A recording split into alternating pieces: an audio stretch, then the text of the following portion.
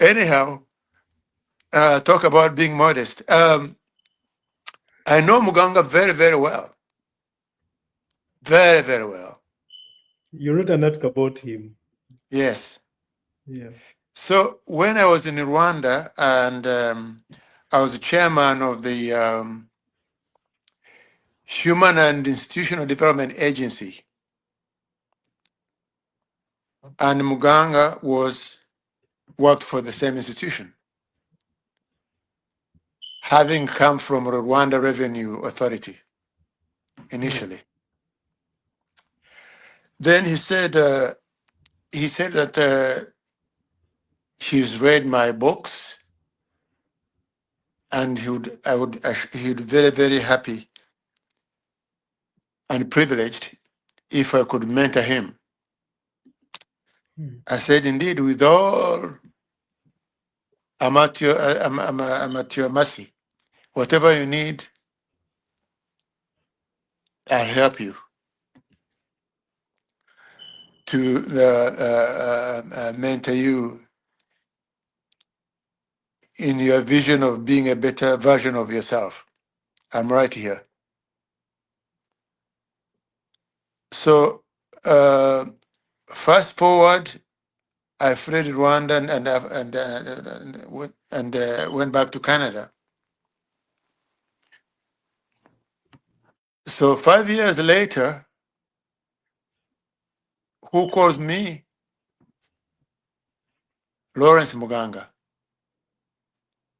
Muganga tells me that he's now in Canada and had found was admitted as a refugee, and he was applying for uh, you know permanent status, permanent residence status, so that he can pursue his educational dreams. So he becomes a permanent resident, eventually a citizen, pursues his degree, and during his studies, I continued mentoring him. I assisted him during his studies. I lived in Toronto. He lived in Alberta, Edmonton, Alberta. That is, Canada is a huge country. That's like a 3-hour flight from where I am.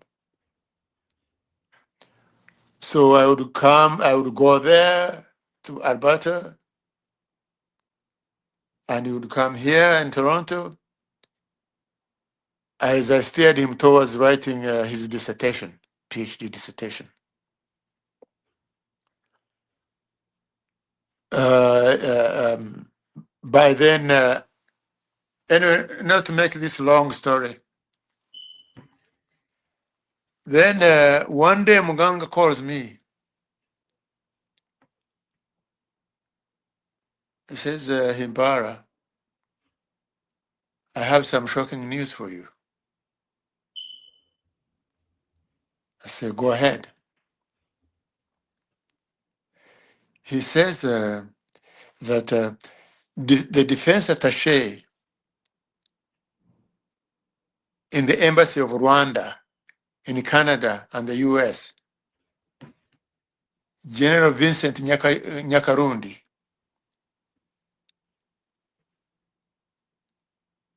has recruited him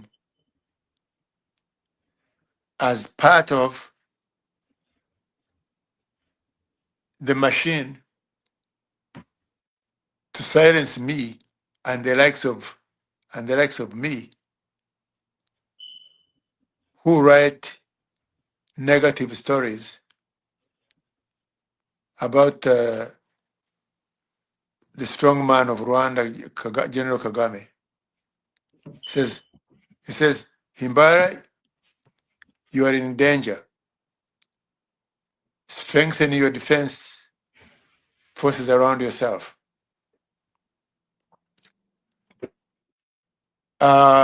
He says that in fact it's so urgent that he would like us to meet face to face and talk about this. No, I said, Muganga, you just said you're already part of this scheme.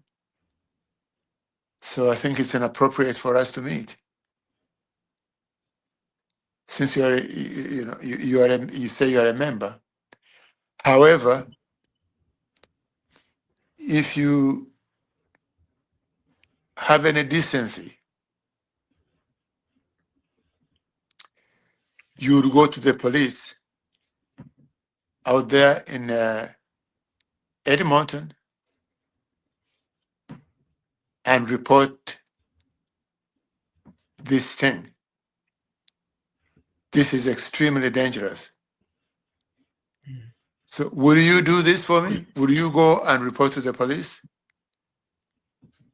Because you see, if you go and report to police there, then I can also report the same thing here to the police in Toronto, and even involve the federal police.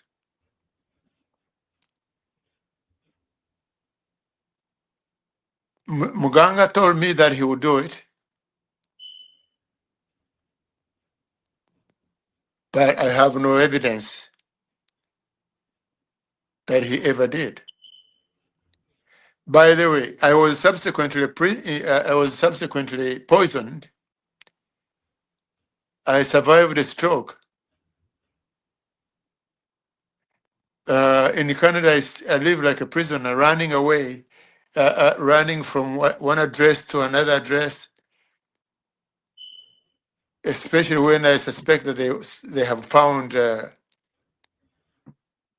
they found where I live. The Kagame machine.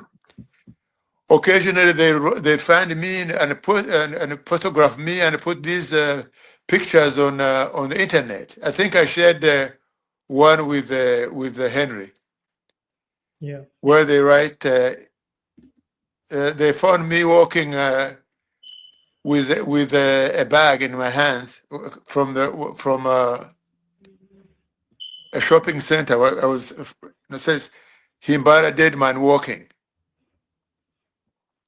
Anyway, moving forward, then one day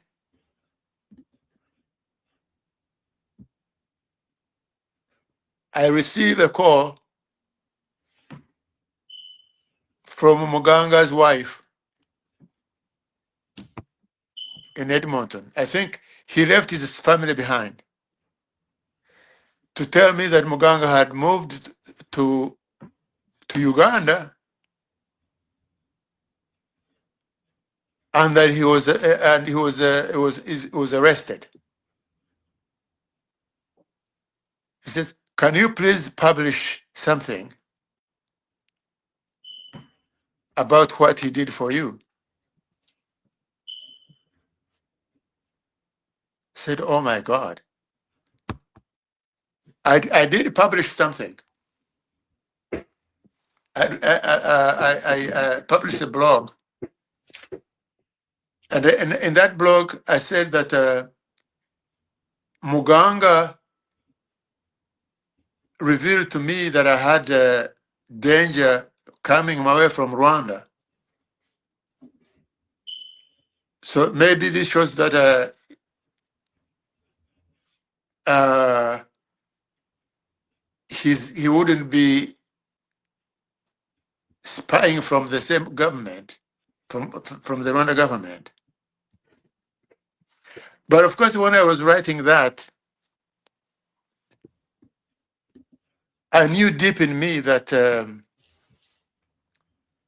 uh, we know that even during the Germany, there are some Nazi officials who saved